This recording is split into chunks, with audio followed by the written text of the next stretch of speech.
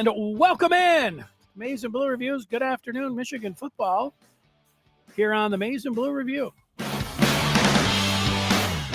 November college football. It is different. It hits different. And with Michigan being on a bye, it's interesting. You know, they are still a contender. They could have a great year. We're going to run through all the different scenarios with Michigan, but they could have a great season as we sit here right now looking at the last three games. They can also, you could flip it. It could be a disaster. But the good part about that is the first part, that it could still be a tremendous season. And, you think about that flip. You want to think about other kind of flips. I know what you're thinking about, and, I'm here to provide that. Those final three game scenarios, I'm going to go through all of them. We got 4 scenarios and how I would feel about each one. And a little bit of foreshadowing about it being a great season. If they win the remaining 3 games, I'm here to say that it's going to be a great season. We'll get to that. That would be a great season any way you would, look at it, any way you'd come around or whatever. That would be great for Michigan. And so they're in with a chance with that. It is the bye week number 2. And we're sitting here and what's on tap for a sports fan like you watching a show like this? Well, there's a lot, even though Michigan isn't playing. So we'll go through those different things. But we're going to start with the flips that Michigan has seemingly secured this week. And it's pretty good for U of M, as this week they have brought 2 more commitments into the fold for the 2026 season, and that is good. They're up to 24 verbal commitments, and you always have the I guess it's the last signing day. They used to be National Signing Day, the first Wednesday of February. That is February the 5th this year, but the early signing period, when you expect all these 24 to put their name on the dotted line, that is December the 4th. So, we are less than a month away from that, and that will be a fun day. So you got December 4th, and then in between December 4th and then the late signing day, the old National Signing Day, maybe there'll be a player or 2 that U of M will be kicking the tires on, or that's waited around or whatever, flipping or something. A guy that's undecided. You get the portal, the one-time portal, which is going to pop open in January the 2nd, and then the 2 weeks, so the 16th. Yeah, you really do need a schedule. It changes every year. I mean, that's where we're at right now. You don't like the college football playoff? Change it. You don't like the multiple portals? Change it. Signing day, 2 of them, back and forth. Get ready. Where are we at? What's going on? That is where it's at. But the flips this week, Michigan got a linebacker out of Cincinnati, Aiden Reeder, 3-star linebacker. He was originally committed to Wisconsin, and now Michigan has been able to flip him. So that's good. Looks like a good prospect. I saw people talking about his measurables and what they thought about him over on the Maize and Blue Review, and there's really good potential there, a lot to like. And then just today they were able to flip a tackle from the MAC out of Illinois, who was committed to Miami of Ohio, Tommy Frauman. Frauman is he's a big fellow, big tackle, 3-star tackle out of Illinois, 6'7", 250. And so Frauman is in along with the Reader, and Michigan is up to 24 commitments. And if you're looking at the score of where Michigan sits, they're in the top 10. In fact, they are number 10 when you look at the industry rating across the board for Michigan football and recruiting. And there used to be, I don't know, was it as recently as last year? Certainly the year before, where there would be a time where it'd be like, oh, Michigan in recruiting, they just got to do better. And, these other teams are stealing their. And I don't think anybody. I don't know if anybody's trying to make that claim. I don't know how you can make that claim. They're in a really good spot.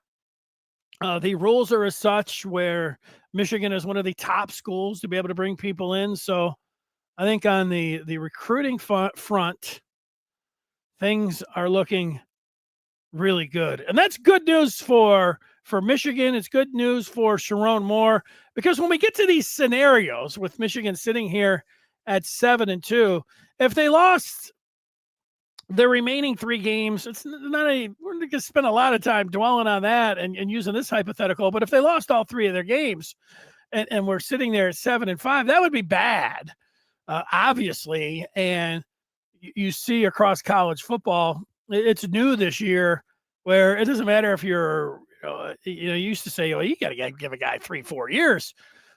Guys aren't getting 3-4 years, and it's easy right now to sit back and say, okay, yeah, Michigan's all right and everything. But if they would lose 3, there'd be a lot of people that'd be like, and I can't say that I would blame them if this thing went completely sideways and, they fell on their face and lost their last 3. I don't anticipate that happening. And actually, I don't know if this puts me into, pie. I was going to say pie in the sky, but like I would sound like a homer if somebody that was watching this objectively. I think Michigan has more of a chance to go 3-0 than they would 0-3.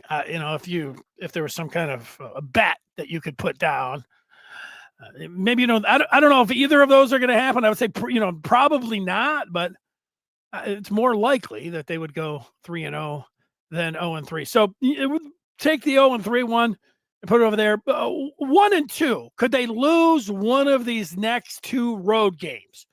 Northwestern at Wrigley Field, and then at Maryland. Could they lose one of those games? I doubt that they would. They could lose to Northwestern and Maryland and then beat Ohio State. How would you feel about that? That would be quite the turn of events of how things would go. The only thing I would say about that, if they went 1-2 and the 2 losses were against Northwestern and Maryland, if they had to go 1-2, I think that's the way I would want it to go. I don't want it to go that way. I don't actually. I would like to see them win all 3 games.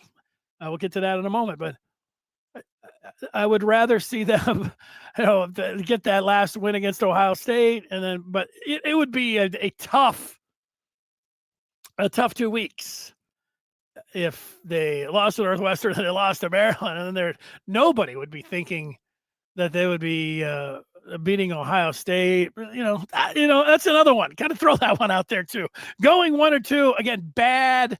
A lot of chatter. A lot of get rid of Sharon and all of that. And I would say this about if Michigan was in that scenario, just for a second. It's nothing to dwell on, and I'm not calling for it. I don't think they are going 1-2, or 0-3, of course, but if I was looking at the program and how things are going in recruiting, and then I would also look to the quarterback position, and we talked a lot about the quarterback position on Wednesday, but would you really want, and it's not hard, you can do it, picture Michigan theoretically dropping 2 of their next 3. There's going to be some chatter there. There'd be people like, get them out. The people would certainly be all over them, and they might have a good reason to do that. The 2 losses and other things I'm sure that you would point to, but I think that just talking about it, you would also have to be careful what you wish for there. If you were wishing for the coach to be removed, and while I admit, and I have said it over the years, that no one player is bigger than the program, that's true. I also look towards next year, and there are better days ahead with this team that is the youngest team in the Big Ten, playing the most youngsters, all the freshmen that are out there, and then at the quarterback position. So before someone, I guess you'd say, would be shooting their mouth off about getting rid of the coach, be careful, because you get rid of the coach.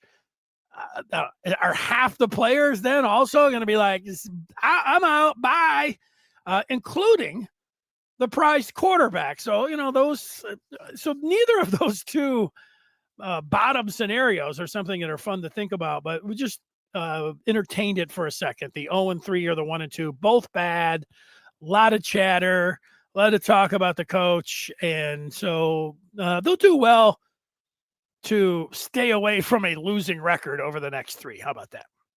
So let's get to the top two scenarios, and one of them would be what I think all of us, or most of us, would think would be the most likely: a 2-1, where they would win these next two games at Northwestern, at Maryland, set themselves up for a great week against Ohio State. You could say this is like it used to be, everything on the line. It would be for Michigan, not necessarily for Ohio State. They're already into the playoffs, but man, if Michigan could go 2-0 and set up a week, what a great week it would be. And you could look back to the last 4 years, laugh at Ohio State, talk about their clown defensive coordinator, talk about the bozo that's the head coach, talk about Michigan being at home and potentially winning this game. And a lot of people, I think probably myself included, be saying, I am not counting out Michigan if they win these next two games against Ohio State at home. And so, yeah, I mean, that is the way that you're hoping it's going to go. I mean, talking about these next two, not the last one yet. In this discussion part, we're talking about that last one, actually, them dropping it. But can you fast forward? Can we all fast forward? And that's the scenario. Michigan beats Northwestern. They beat Maryland. They set up the grand prize, of taking on Ohio State, but then they lose to the Buckeyes. How are you going to feel about that? I think at first you're going to be mad, and that you'll look back and you'll remember the last 4 years and just how great. Each one of those wins had a special quality to them. Last year was a complete shock, and everybody was just bowled over with joy. Michigan beats Ohio State 13-10 without a quarterback, and on the road, no less. I mean, that last year was one of the great wins ever in the series for Michigan, and then so in turn, one of the great wins all time in Michigan football history. Just last year against Ohio State. And yeah, if you're someone that says, look, they beat them last year, why couldn't they beat them this year? I think I understand that line of thinking. But so then you take all that and just put it aside. How would you feel? I think after, I'll say, a couple days, I think the part about where you'd be shaking your head, but then you'd say, oh, what about next year? Then you'd start saying, yeah, next year. Next year, you're expecting a lot better. Not expecting Michigan to be a big underdog against Ohio State. Everyone, including and most especially the quarterback, a year older. And I think, buying in, not maybe right after the game, maybe not on Sunday, maybe not even on Monday, but by Tuesday or Wednesday, be like, all right, 9-3, you don't like it. It wasn't a great year. It was what a lot of people predicted. And then their best days and the next 2 years look very bright. And I think that that will be the approach for many. And that will be the feeling for many. If they go 2-1 to end up 9-3, dropping that last game. Not fun to think about, but we're doing it just for a second. Let's have the fun. Michigan 7-2. They win the next 3 games. If they win the next 3 games, it's been a great season. They have really done especially with what we have seen up till now, if they would be able to win these next three, there must be a hell of a lot of positivity and positive stories, probably from the quarterback, for sure about the running back and offensive line, the coach, the defense, which is pretty formidable. Everybody would be like, "Are you kidding me?" I don't know. I know there's people saying they wouldn't get in. I would think that they would. And I don't think they'd be hosting a playoff game, but thinking about Michigan playing somewhere and in the first round of the playoffs, an extra week immediately right after the season. I mean, it would be really special. It would be great. So those are those are the scenarios, at least as I'm looking at them and how I would feel about each one.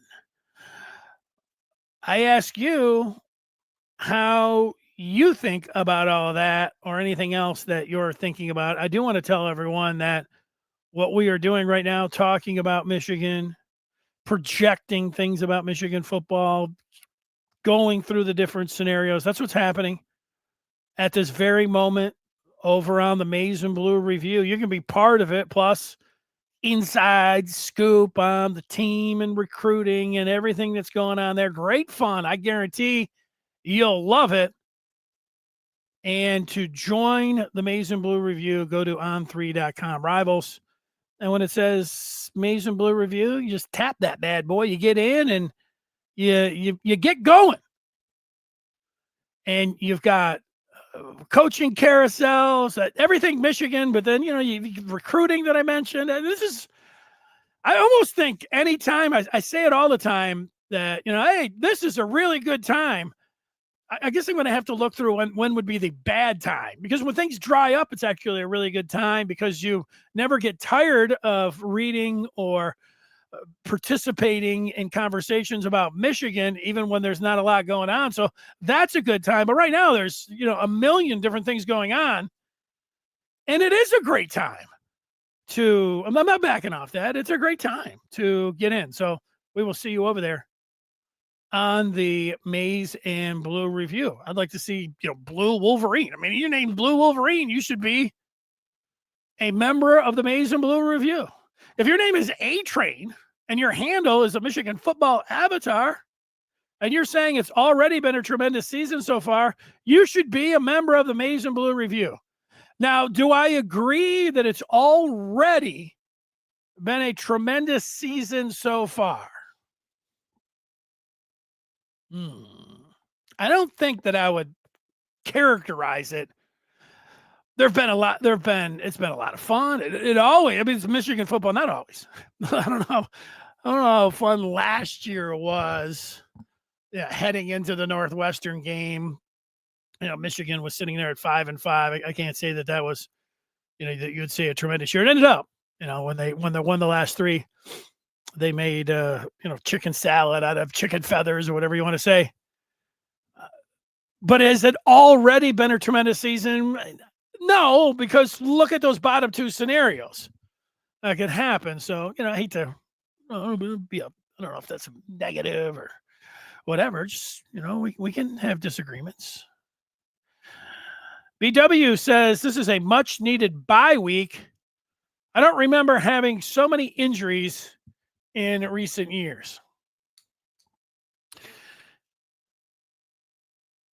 Do I remember having so many injuries in recent years?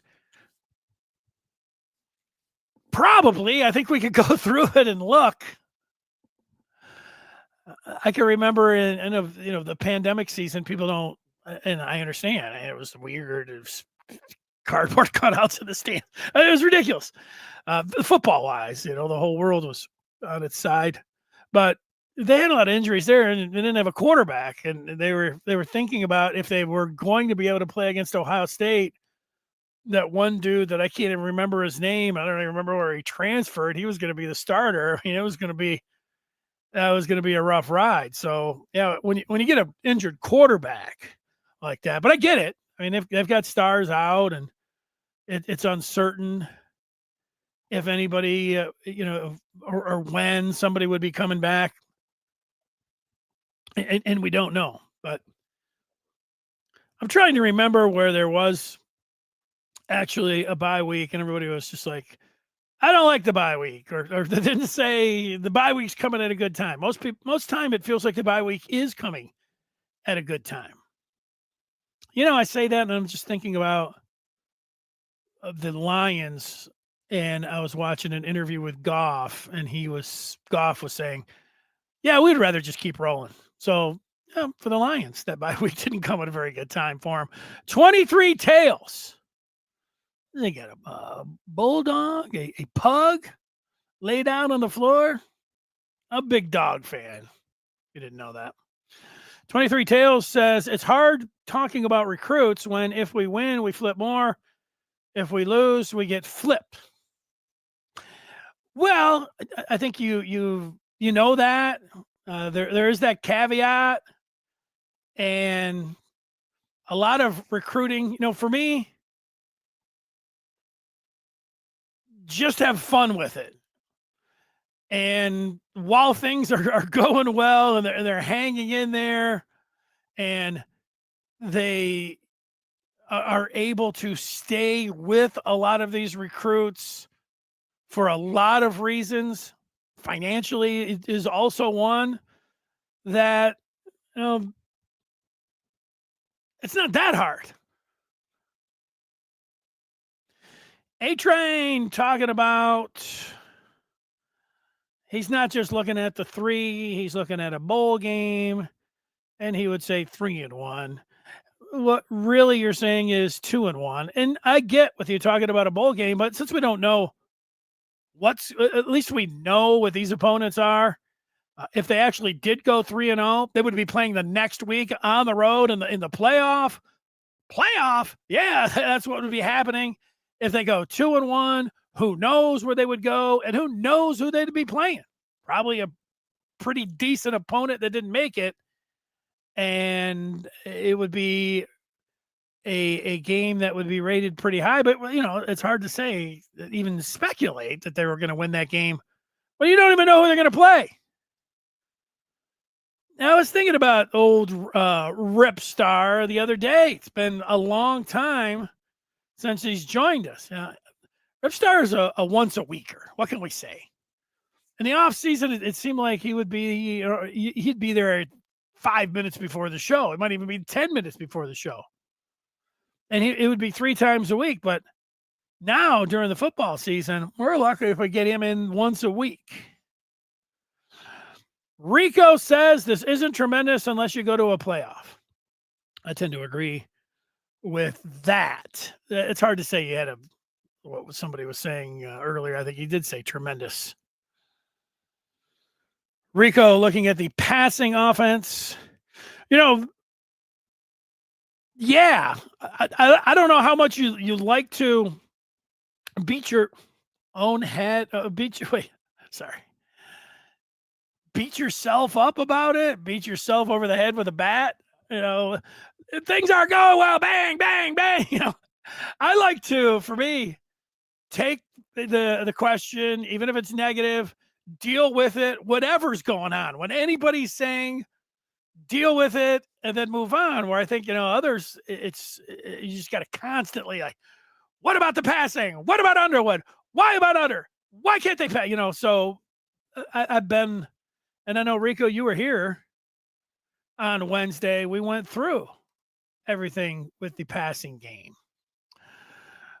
Rico continuing the theme where he talks about their best player being done for the season, along with all of the other injuries on both sides of the ball. Yeah, it's a tough one.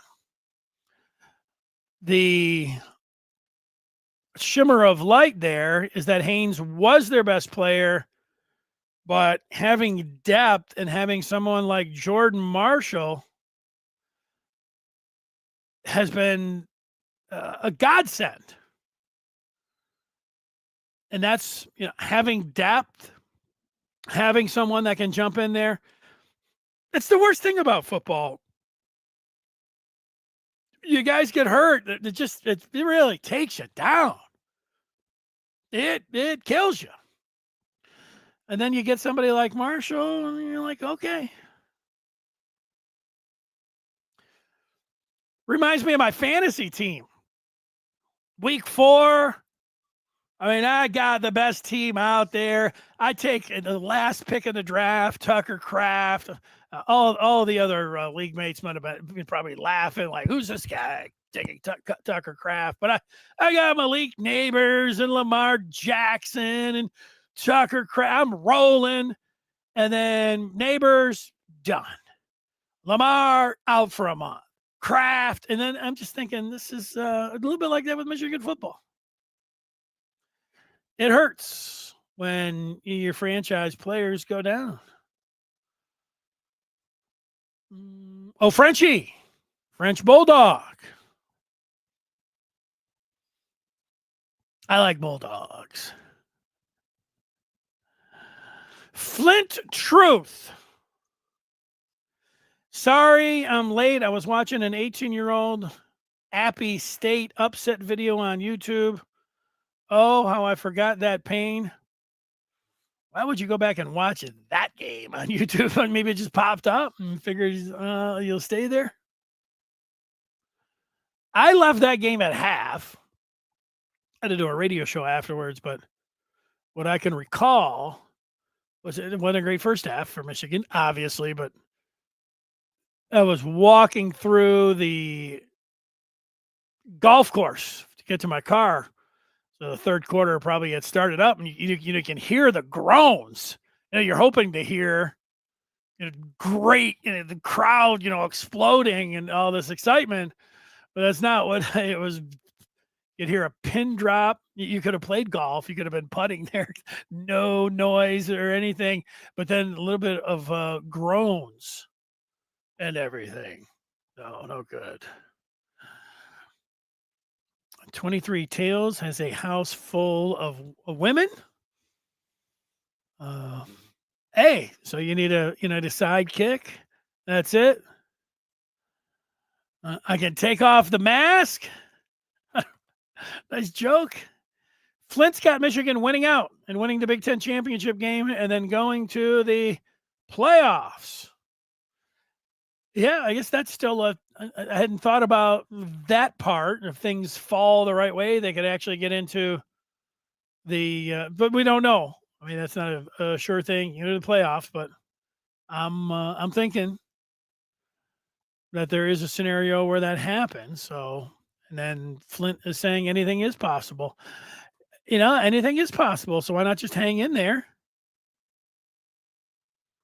and do it? Flint says, did you get a chance to talk about their thoughts on being under center or not? Just curious if I missed anything.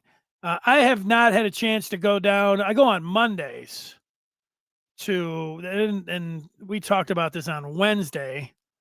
And so that question is in my back pocket about going under center. But since Wednesday, I've thought a lot about it, about going under center.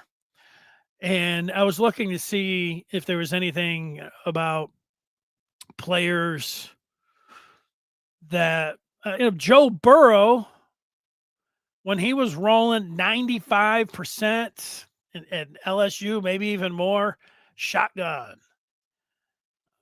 Peyton Manning, shotgun. Jalen Hurts, almost all shotgun. I know, again, I said this on Wednesday, but I've talked to quarterbacks. I'm trying to remember specifically which ones.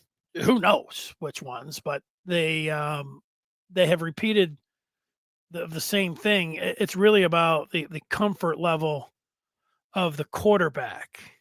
And sure enough, you can, disguise play action, and it might trick the defense a little bit more if you're under center. But it's the comfort of the quarterback being able to look at how the routes are developing. And that's not something they're going to do. I know it would be very odd. Let's say, oh, Let's put him under center and add him there. Let's start doing that. That sounds like a recipe for disaster. But in the off season, could that be something that they might want to explore? Maybe. Just like they might want to explore adding a guru of some kind, quarterback wise, quarterback coach. I think a lot of people are thinking that themselves. So that's it. Ooh. Rico, I think, talking about Haynes. Yeah, look, when it comes to injuries and the guys having surgery and whether they come back or not, I never thought I never thought Blake Corum after that Illinois game was coming back, and then there he was out there against Ohio State, and then did he take did he play the whole first series or just one carry, and then he knew that his knee was admirable. And I also, there does come a point, and I'm not saying this, there might be no way, even if Michigan won these next two games and it set up a situation where they could get into the playoffs and take on Ohio State. I don't know if Haynes even if it could even be remotely possible that he would go out there. And he might have a lot of people, so he might not even have a chance. No, he can't do it. Otherwise, or he might have a lot of people saying, no, you got to think about the next, all of those kind of things that go into it. So I don't know. Andre says Burrow had a different caliber of receiver. Yes, he did. I mean, yeah, he had the greatest receivers of all time.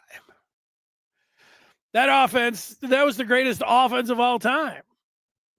I don't even think you can start getting into an argument about that when you got Jamar Chase, who's the number one wide receiver in the NFL right now, and you're looking over there and you're Joe Burrow, and then you look over the other side, you got Justin Jefferson. You make a case that he's the second best wide receiver right now in the NFL. And then they had they had Moss's kid as a tight end. There are probably other couple good players you can think of. Pretty good running back. Amazing.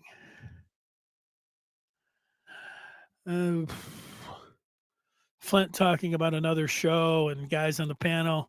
Hey, I don't know, who's talking and what they know or whatever else. So I'm just going to let that one stay right there, Flint. So good enough for that. All right. So there's the feedback. So that just gets us to this bye week without Michigan playing. I think it comes at a good time just for you. If Michigan was right back at it playing Northwestern, of course you would watch, but the way that they played against Purdue, you're going to be ready for football next week.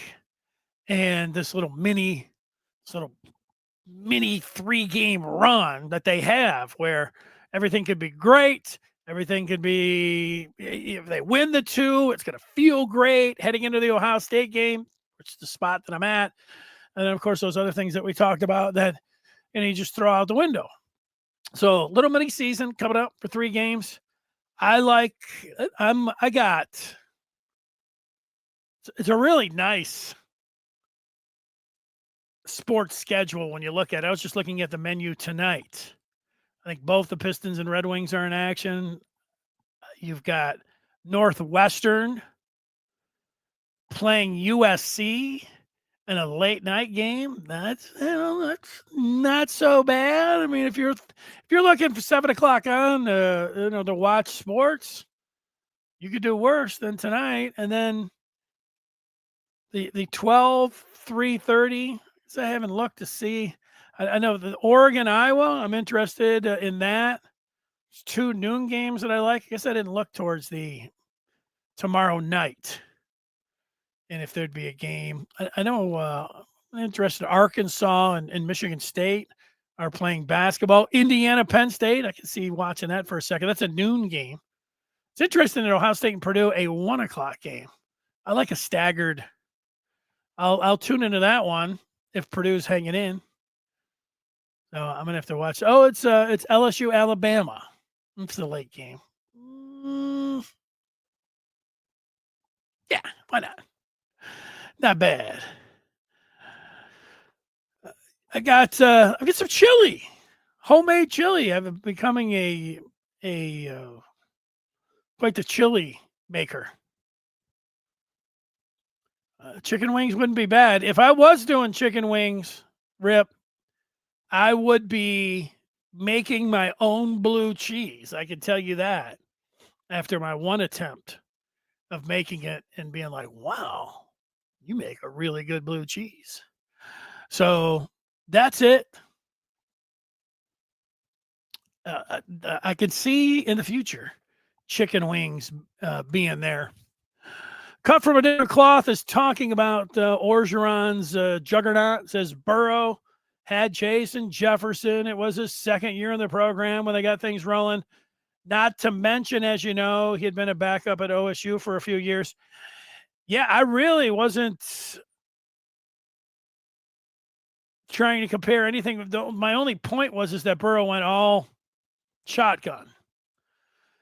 If you're someone that's thinking that that's something that Michigan should do for sure, I'm saying that I'm not so sure about that. Again, I'm going to go back to what I know, and that what it's really about is the comfort level of the quarterback, what he likes to do, and how he sees the game. So there's no reason to force that. And there's nothing that you want to explore that during the season. And again, might be something they want to try in the off season. And look, they tried it in the spring game and he tripped over his feet and fumbled the ball. Or I don't know, it was a bad snap. Maybe that's a little bit harsh, but there was a fumble. A-Train's going to be going to get some gumbo and chicken and dumplings. I like both of those two things. Can't be bad. Cut from a different cloth is talking more Bryce, talking about how he needs to learn defensive coverages. Yeah, he's getting great experience. He's getting great experience, and it just so happens we're here at a spot where he's coming off his poorest performance, and then another underwhelming performance. If you want to, it was a poor performance. So 2 in a row. So it just happened to be, that's just what happens to be over these next 2 weeks. So I don't know. I'm not dwelling on it. I talked ad nauseum about it on Wednesday, but every time I open my mouth, I'm not talking about, Underwood, but I will say what I said on Wednesday. I will not be surprised that if he plays better and actually plays well and Michigan wins these next 2 games. That's actually what everybody wants to happen. I could see it happening, and then I could see it, setting up the gigantic game at the end with everything on the line for Michigan, which is awesome. It was awesome being here with you today. Come on out to the Maize and Blue Review. We're talking about what's on the menu this weekend, and both on the table and on the TV. What's on my menu coming up on this show? I will talk with you on Monday at 2:00. The return of the Scar, Jim Scarcelli. Have a wonderful weekend. Thanks for watching, and take care. Goodbye. More. Take out one of those. That's how it's done. See ya.